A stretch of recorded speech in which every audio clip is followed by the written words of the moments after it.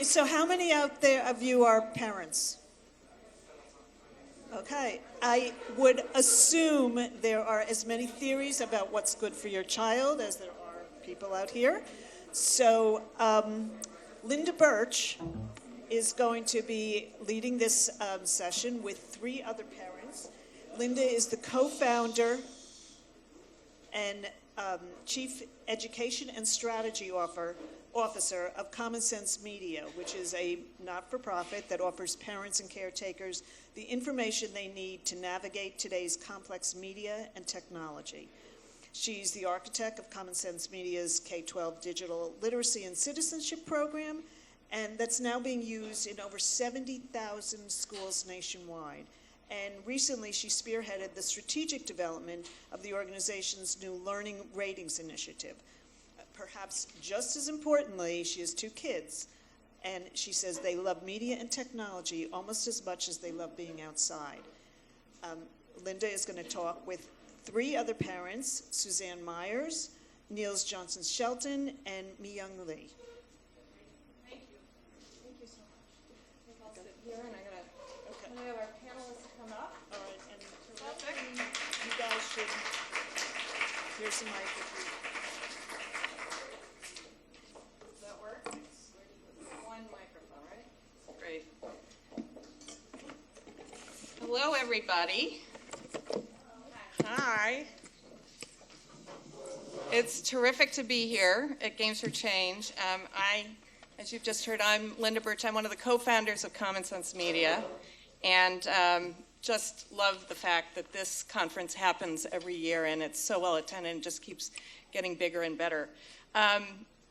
The theme of our panel this morning is parents, and for the next half hour, we're going to explore what are the evolving hopes and concerns of parents vis-a-vis their kids' gaming.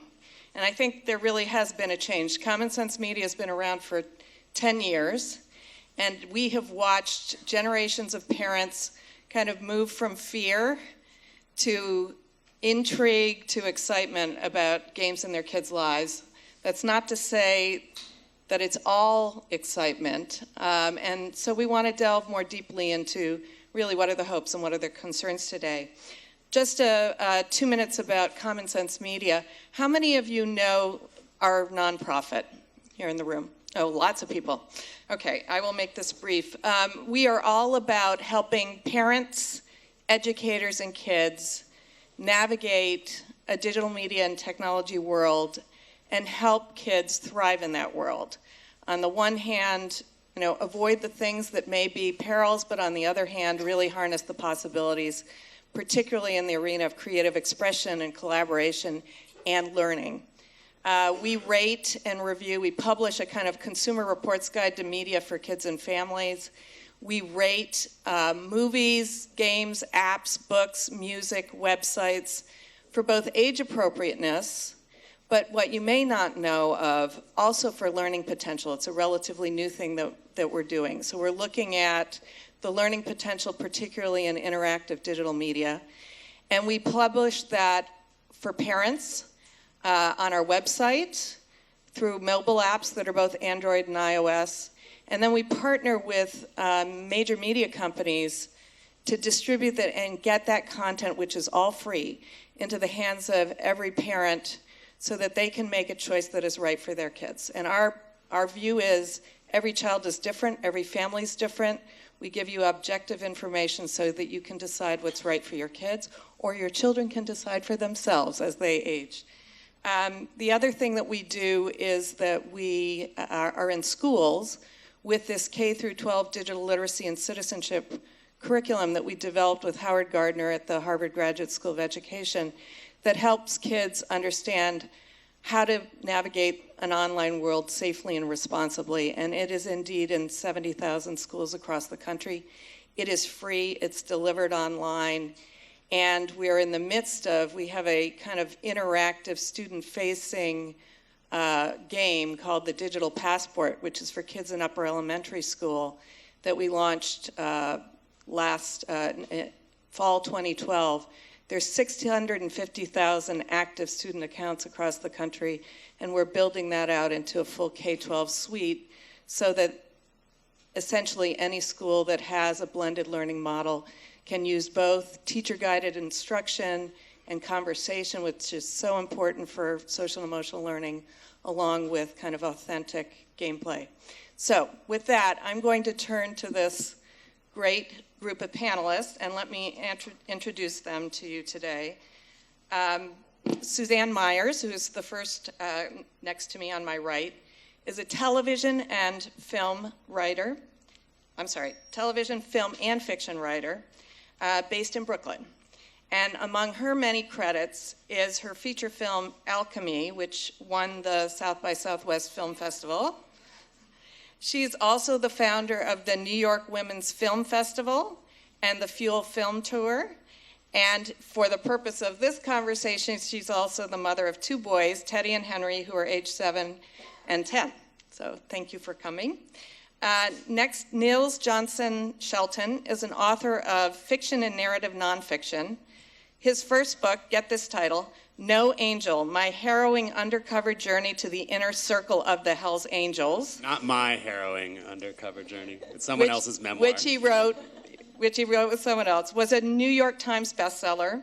He's also the author of The Otherworld Chronicles, a fantasy adventure series for mid-grade children, and is currently working on a top secret ghostwriting memoir for grown-ups, and the forthcoming Endgame series for young adults, which also, as I understand it, has a game component of it, and there's some cool puzzle that's going to come out at the same time that the books come out. He's the father of 2 daughters, Daisy, who is 8, attends PS 58, and Beatrice, who will turn 3 in July and goes to preschool at Rivendell. So I'm liking this panel because we go from 3 to 15 in terms of the ages of the kids. Next to Nils is Mi-Young Lee. She's a former investment banker at JP Morgan, now a stay-at-home mom since 2001. She is deeply involved in her children's schools, and for full disclosure, is also the co-chair of Common Sense Media's New York Advisory Council. She has 2 children, Ji-Hae, who's 15 and a high school freshman, and Ji-Won, who is 13, and they both go to school here in Manhattan. So thank you all for joining us and making it a really rich conversation here. I wanted to start with a big open question for each of you to answer. What do you see as the upsides and downsides of games for kids, and how is this playing out in your families and in your homes? Start with you, Suzanne. My boys are 7 and 10, and they love video games. It's not all they think about, but they spend a lot of time thinking about it. They love Minecraft. They love anything based on Minecraft. They love to sit around and watch YouTube videos of other people playing Minecraft, which is just baffling to me. I guess the upside I see is I'm really impressed with the way they collaborate with their friends on these games and teach each other tricks and how to play, and also the self-learning. I really feel like they're so motivated to figure it out that they've really learned a language, by playing these games. And I don't know how to play them, so I certainly haven't helped them at all. So I feel like that's kind of amazing to see, and I think it is very creative and collaborative. And I guess the downside, I feel like, is that it seems to be so addictive. I just worry about the focus it draws from other potential interests, and I don't really know how to manage that as a parent, or I haven't figured out a successful way to do that, I don't think. Great. Nils? I guess it's odd because it's not odd because I'm 41 years old and I'm, like many people in this room, the first generation of kids who grew up with video games in the house, whether it's an Atari or a Commodore 64 or whatever. In my house, it was a Commodore 64. So I've always loved video games, and I still do. And I can't necessarily say I want to pass that on to my daughter, but I have, I guess, passed that on to my daughter. And I'm speaking about Daisy. Beatrice is really too young to really talk about in this conversation. But Daisy plays, she plays Minecraft as well. And I'm much more collaborative because of my love of video games. with her, so I play a lot with her. I've had to get into the like nuts and bolts of installing Minecraft mods and stuff on the computer, which is not very difficult, but takes a little while to figure out.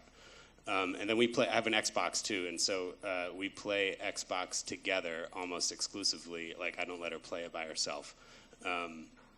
So she just got Skylanders, which is a kind of amazing game. I mean, from a marketing standpoint, it is brilliant. I don't know if anyone here has, right, okay. So, and it's cool. I don't think it's the best game ever made. I've played it with her. It's fun and everything, but just, it's kind of mind-boggling what these little toys can do now. And the biggest downside in my house is time spent on a screen. And ironically, even though I'm the one that allows video games to be played, my wife is way more lenient in terms of time spent on the screen. I'm the one that's always like, turn it off, turn it off, turn it off. So that's one thing, time spent on a screen. And the other thing is the most pernicious kind of delivery device that I've found is the computer.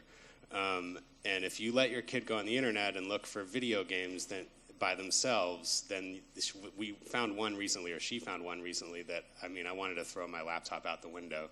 It was called, it was about a virtual pet. And it was Foo Pets. It was horrible. It was just a screen for advertising. And I think those are the times when I get most twisted about the whole thing. And freemium games, like pay-to-play games. I'd much rather spend money up front for the game and then not have to think about it than to have to purchase things throughout. So those are the main points of contention in our house. It revolves around usually spending real money on things that you get in-game, or just having to watch videos about rheumatoid arthritis so you can get some in-game currency, which I just think is bullshit. So, I think I have the oldest kids because something does happen when kids turn 6th grade. And the two dimensions I look at is content and quantity. And the content-wise, something happens with boys, 6th grade boys, nothing is cool enough. And they make this leap from relatively innocuous games, and Minecraft I think is great, and they go straight to Assassin's Creed or Call of Duty, and it's horrible as a parent to see your kids get involved with those type of games. I mean, they're M-rated. So through the help of Common Sense Media, and we can talk about that later, our school has made a movement to kind of eradicate that kind of behavior among middle school boys. And we've actually been quite successful because my 7th grade boy, I just did a little check with him this morning before I came here. I said, are you guys playing COD or Assassin's Creed? He said, no. So but my daughter's grade, who was 2 years older, that was rampant. And so through school and parents talking at school, we actually were able to I think we did kind of change kids' behaviors. But the point is that there was nothing else for the kids to go to, the 6th grade boys. There was nowhere to, all the games, and we go to Common Sense Media often to look for recommendations. There wasn't anything that kind of replaced it. I mean, there's the Batman games that are relatively less violent, but at the end of the day, it is just kicking and fighting and gaining points.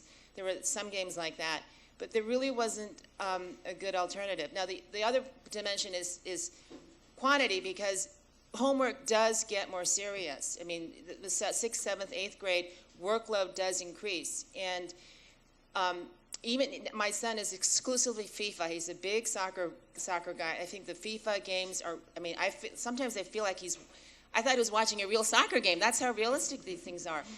But if I don't set a limit on it, he will go through and homework will not get done, exams will not get prepared for.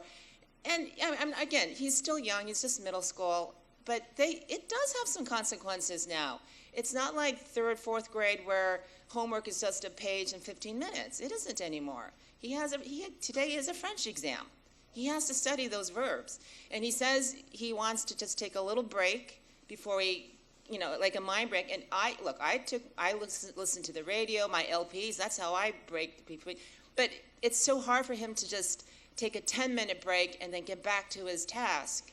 It's just really hard for him because the computer is right in front of him. That's what he needs to study with, too. So content and quantity, I mean, those are the things. And I think, again, I saw that little leap of seriousness happening when they turned 6th, 7th grade. Again, in terms of violent video games and then just like really impacting schoolwork on both dimensions. And I'm not even talking about social media. Because that's even a whole different dimension.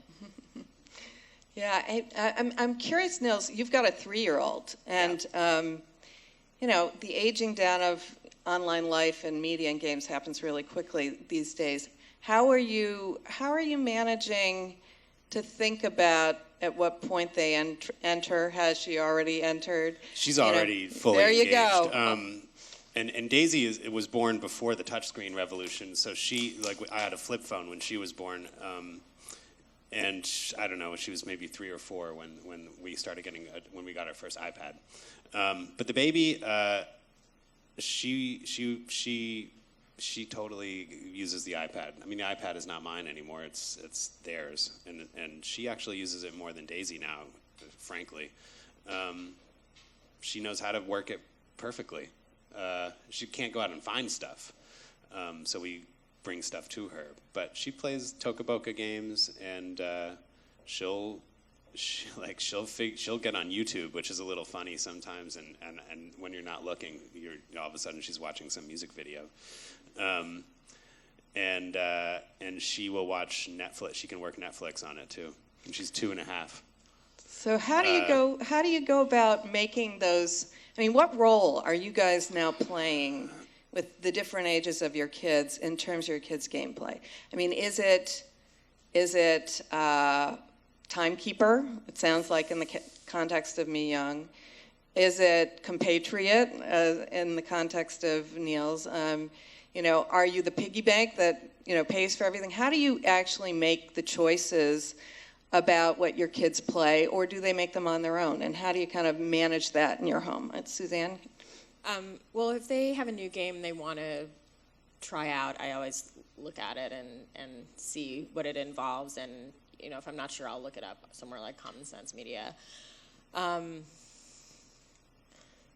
They usually hear about games from their friends, and a lot of the games are multiplayer games, so they want to do it because then they can do it with their friends. So that's usually the way a new game comes in. And then I'll go look for educational games sometimes if they need help with something, especially it seems like there are tons of great math games and not very many good learning to read games. So that's kind of my method.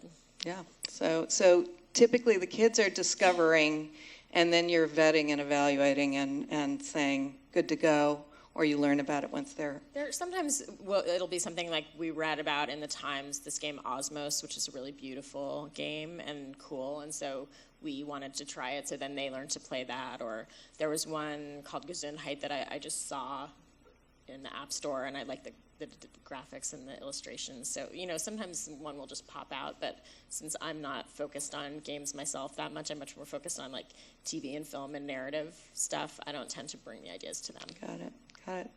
How about you, Mi Young? Me? Oh, sure. Well, categorically, no M-rated games, period. Again, remember, my kid's a little older. T, which technically he doesn't qualify because I think they're over 14 or 15 or whatever. I mean, with Common Sense Media's guidance, because we can review the details of what the game is like, it's sort of a case-by-case situation. But other things like the computer is out in the common area.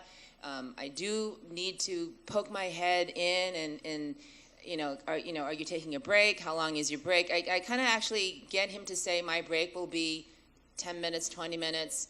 And if he's been studying, he's allowed to have the break. But yeah, you just kind of have to be there in their face, not so painfully, but you have to be there. Right. I play all three roles. I mean, that's just, I'm the piggy bank and the compatriot and what was the first one? Timekeeper. The timekeeper. I'm absolutely the timekeeper. Yeah, my wife would just let them go. I mean, I don't know. I don't know. I mean, you said you opened your thing about saying you're concerned about spending too much time, and I remember I didn't have to deal with the violent games growing up, but we spent so much time playing video games when I was a kid, and these video games were really lame by today's standards, but we spent hours and hours and hours, and I remember my friend Jake's mom always coming into his room and saying, stop rotting your brains, go outside. And I managed to go to Bronx Science and do like 5 hours of homework a night and all that stuff, so somehow it all works out. I did the same thing watching stupid TV shows. Right, exactly. So there are more channels of, input nowadays, and the violence thing is a big issue. And I mean, appallingly, I let my 8-year-old play one M-rated game that I've spent many hours playing, but I would never let her play a first-person shooter I play Grand Theft Auto 2, and I'm like, you cannot touch that game. I was appalled to find out that one of the kids in her class actually plays Grand Theft Auto, and I'm like, no, that can't be true. You're lying to, or not, you're lying to me. He's lying to you or something. And I was like, can you tell me some things that he told about the game that maybe someone who plays would only know? And she told me some things that you would only know if you played. And nothing bad or anything, but I don't know if who here has played Grand Theft Auto 5? It's a great game, but it is for adults, period. Maybe 16, 17, 18, but it is made for adults, and I would never let her play that. But the M-rated game I let Daisy play, just because I've played so much of it, is Skyrim, and that is kind of a good alternative, I think, for Assassin's Creed and Call of Duty, because there's no sex in it. But there's so little suggestive material. There's just a lot of big cleavage booby shots, but nothing else really, and no one ever gets naked on the Xbox. There is a mod on the PC where you can get them to take all their clothes off, so don't let them play Skyrim on the PC. And there's no drinking or drugs or anything like that, but there's violence. But the game is huge and kind of never-ending, which is a little scary sounding, but it's really a quite amazing game. It's basically Dungeons & Dragons, for those of you who don't know. Do you play it with her? I play it with her. It's far too complicated for her to play by herself. Yeah. I mean, the controls aren't all that complicated, but just the world is too complicated. Yeah.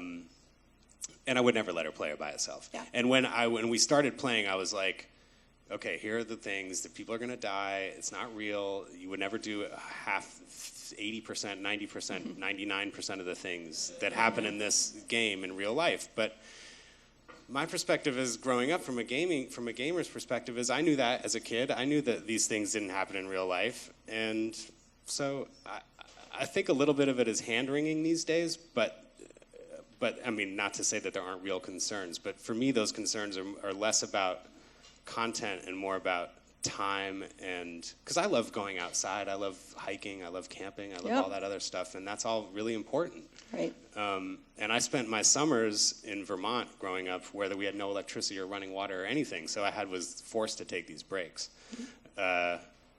So I think that balance, that if you can build in your way of living to get them out the door, right, to have fun with them. The only thing she wants to do in Skyrim is get a dog and play with her dog, which you can do in Skyrim. There you go. And she's done it. So. Yeah, I think I want to turn to. I want to say one thing about my own children. I have a 20-year-old and I have a 15-year-old. The 15-year-old is a boy late to gaming because his mother co-founded Common Sense Media, probably. Very enthusiastic now. But what I love today is that there is a breadth of choices for him. And I think we've helped in some ways, and others too, Games for Change, et cetera, kind of highlight the things that are alternatives to the first-person shooter games. He does play, actually, Assassin's Creed. He can take you through the Istanbul and Rome, building by building. But he also has, an incredible appreciation for something like Journey. And it's as interesting and exciting to him. And so I think if we can get to a point where we introduce kids to the breadth that's there, we actually have them, my kid actually reads reviews and then shares them with other kids, and they select based on that. But I think if we can introduce the breadth, then I think the navigation is less scary to parents, and ultimately, if we manage the time in home around the issues that really concern us, whether it's advertising or time and addiction, then this can be a really lovely part of kids' lives and balanced. I want to turn to learning. So games and learning, lots of talk here at the conference. We're very involved in it. What's your perspective? Do your kids, are you being introduced to games for learning in your kids' schools? Is it something that you're trying to supplement their learning with at home? What's your perspective? Are you a skeptic, enthusiast, somewhere in between? Suzanne? I'm definitely an enthusiast. Our school is Brooklyn Friends, which is a Quaker school. The kids start taking a computer class in 3rd grade. They don't have a lot of technology in the school, but they are very interested, especially in the math program with games that teach. So they send us lots of links and suggestions of places to get that stuff. And I find it really helpful. I mean, my older son doesn't like math very much, and he has this game, Math Ninja, that kind of drills you, and you have a ninja, and he loves it. So I think it's a great way to, I think tapping into something that they want to do, that they're interested in, is great. I'm totally in favor. Nils? I guess I feel like I might be in a bit of a donut hole for the educational games. I mean, the little one would definitely be primed for educational games if she were our only child, and Daisy was totally different. Like she only got educational games on the iPad because I was the only person who was in control of it. But now she's in control of it too, so it's kind of this, open thing, and it has all this other junk on it that Beatrice will play just out of curiosity. I guess the main thing for an educational game, from my experience, is it needs to be fun and engaging. Otherwise, it's not going to be used, and that's just kind of the end of the day. In terms of school, Beatrice goes to Montessori school, so all they play with is wood and string, which is great. And then Daisy has a computer. They have an iMac in the class, and you can choose if you behave yourself and all that stuff. You can play games on it during choice time. But she's in 2nd grade, so they only get like 20 minutes a week or something crazy like that. Does that answer the question? Yeah. Hey, Mi Young, when you think, you've got older kids, when you think about games and learning, what are the aspects that games offer that kind of excite you for learning? It's a little bit harder for calculus and algebra to be in a math game. I actually, I think the teachers do recommend certain programs, but again, they don't seem to be at least my children's experience, it could be different from other children's experience, they don't seem to be that effective, or maybe it was maybe just the content, but in language, I know my son is, the French teacher points them to different websites, but it's more like primary source driven as opposed to a game that is trying to teach them something. I think it's a little bit more applicable to younger kids. Mm-hmm. That's just been my do any experience. of your kids make games? Does your kid, Nils, do any of them are they creators as well as consumers? No, that is a whole world that's closed to her at this point. I hope it changes soon. I just think that she's cognitively not ready. She is. I mean, I'm not saying 8-year-olds. I'm sure there's 6-year-olds out there who are coding, but she's just not there. She's not interested. She's way more interested in dogs. Mine do. Mine are both really interested in that, and they go to Pixel Academy, and they're learning coding and learning to design, and they love it.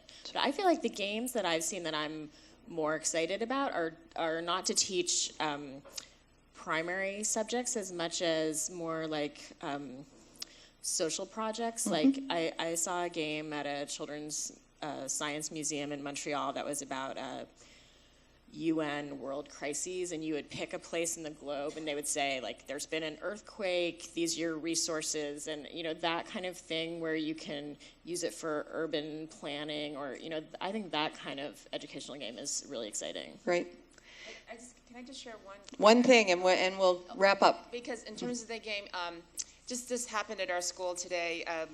The 7th grade boy, he might be able to get a job from you guys. He took a kid's face and put it into the Tetris blocks. So as the Tetris blocks fall, kid's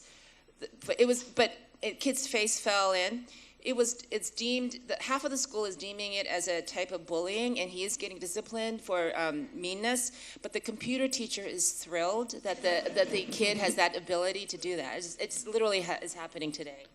Well, that's a great way to end. I want to thank all of our panelists for joining us. And I want to thank all of you for being here as an audience. And I will, if you're interested, if you're a parent here, if you're interested in what we've talked about, I do encourage you to go to our website, Common Sense Media, if you want to kind of search for great games for kids, for learning, and if you're an educator as well, to help you curate and share and use great games in the classroom. Thank you so much.